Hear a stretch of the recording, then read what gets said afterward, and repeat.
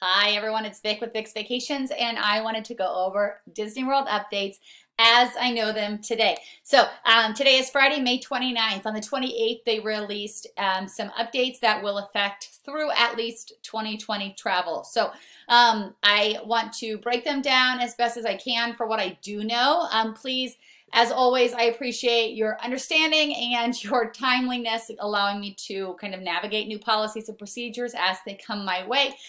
So as far as these travel restrictions or these modifications are going towards Disney trips, obviously know that they are so contingent upon what happens going forward. None of us can predict what this is going to look like. And obviously so much is waiting on a vaccine or waiting on the virus to adjust, modify, whatever it is. So just keep in mind that these are tentative and they can adjust at any given point, and I'm sure that they will. And much more detail will be given at a later date. We just don't have it now. So as far as Disney goes, I think continuing to be patient and continuing to understand, obviously, that things are going to modify and change is just the name of the game at this point. There is no sense of being frustrated and being annoyed because there's nothing we can do about it. And honestly, every single one of my clients has been so understanding of it is what it is. So as best as I can, let me break down what you can expect if you have a Disney World trip planned through the end of 2020 or possibly beyond. At this point in time, they are not allowing new reservations to be made, whether it be ticket only or it is reservations for a stay. That could modify and adjust later in time, obviously, but in order to keep social distancing and capacity lowered, we have to, of course, keep that in mind with how many tickets are sold or vacation packages are sold. So there might be a time with the heavier crowd times that they do have to cancel some of the trips. I would not be surprised if that happens. And then, of course, there could also be times where they allow more people to purchase tickets. It sounds like annual pass holders will be allowed to take up that additional space. So I'm not sure how many new spots there will be for Disney, but of course there will also be a lot of cancellations, so that can play into that as well. They also mentioned, to go back, that there's going to be some sort of reservation system to get into the park. I'm assuming that means a pre-selected itinerary, that you're going to go to Magic Kingdom on Monday, Epcot on Tuesday, similar to what we did with Fast Passes, but I think you're going to have a reservation probably for one park on any given day. I don't know what that will look like, but stay tuned. As far as dining, of course, capacity has to be altered in the restaurants. Buffets will have to be altered. So there are many things that will be different about the dining experience, especially for sit down. I think you can expect a lot more grab and go options, and of course, a much smaller dining experience when you are doing a sit down meal. The dining plans, they mentioned dining plans were canceled. That was kind of a frustrating and interesting dynamic of the announcement last night. I don't know truly what that will mean. My assumption is the amount of money that goes into a dining plan, with the assumption of having a sit-down meal or multiple sit-down meals in a day, is just not going to be feasible with the new restrictions. So I think that to avoid the frustration of losing money on dining plans, etc., they are removing them.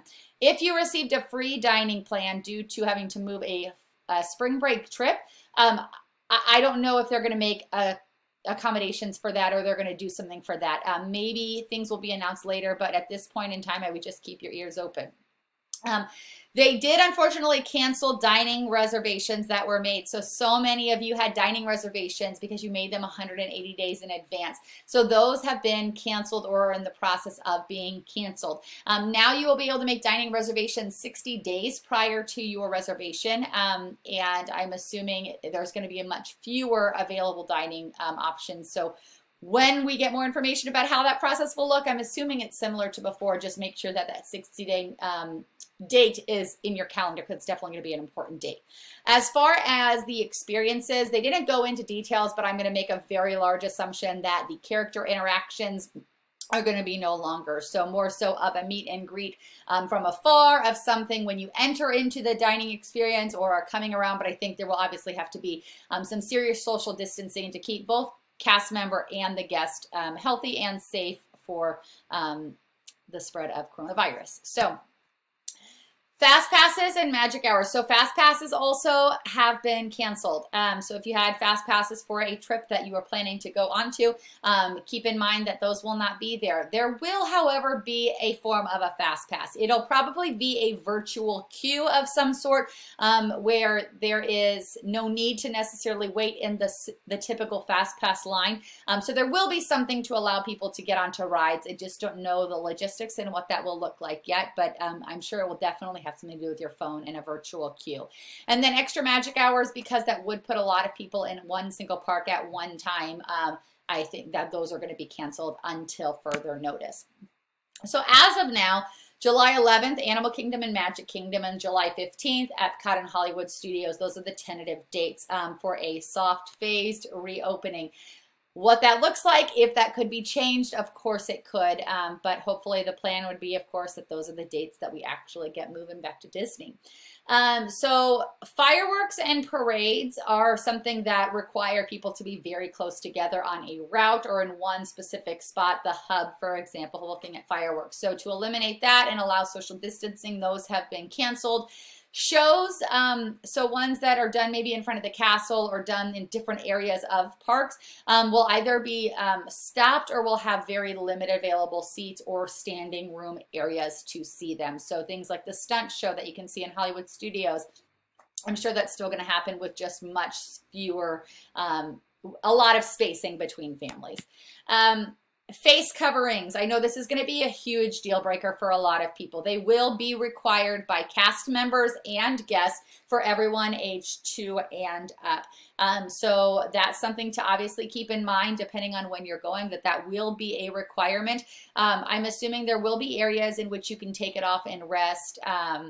They have announced that in the pools, when you are at resorts, you won't have to wear them in the water. But it's definitely going to be the new normal, I think, for a while until we have complete safety measures to keep everyone safe. So if that is a deal breaker, I understand, but also understand the reason that they are going to be implemented.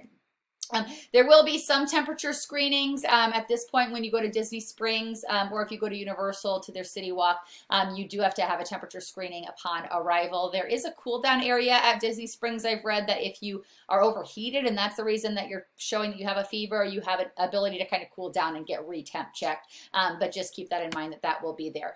And then the biggest thing is that you chose to book with a travel agent to help alleviate the stress. And that is 1,000% what I've dedicated myself to doing since the beginning of March when all of this started. My job is to find the answers, so please ask them. My job is to help you figure out rebooking strategies, how to navigate this new normal that is anything but normal. So I appreciate more than ever the support of my small business and those of you that have chosen to book with me, that will choose to book with me in the future. And I'm here to help you. So instead of you waiting on that long hold time, I've come to really enjoy the crummy music or advertisements that are on the end of all my suppliers. My job is to make sure that your life is easier. So ask the questions that you have. I'll find the answers. It might take a while because maybe the answers don't exist yet, but we'll figure it out. And then ultimately, just remember with all of the virus travel, it is a comfort level for you and you only. There are no two families that are the same. There are no two families that have the same risk tolerance, the same level of, people in your family that compose the small circle that could possibly infect it or not. So really, this is up to you and how you feel flying, how you feel navigating large groups. So please just keep in mind that whatever you feel comfortable with is what I feel comfortable with. My job is not to tell you what my personal opinion is of traveling or of navigating crowds right now. It is on you, and I really appreciate how intrinsic all of you are in figuring out what works for you. So until we figure out what your plans are, I'm here. So just to keep in the back of your mind, here are your choices. You can go on your trip as planned, obviously keeping in mind that there will be differences of the way that your trip looks. You can cancel your trip without any penalty up until final payment and get every dollar of your trip back. And last but not least, you can push your trip to new dates. We should have 2021 dates released in the next month and a half, I would say. That could obviously be pushed back due to this, but we should have 2021 packages fairly soon.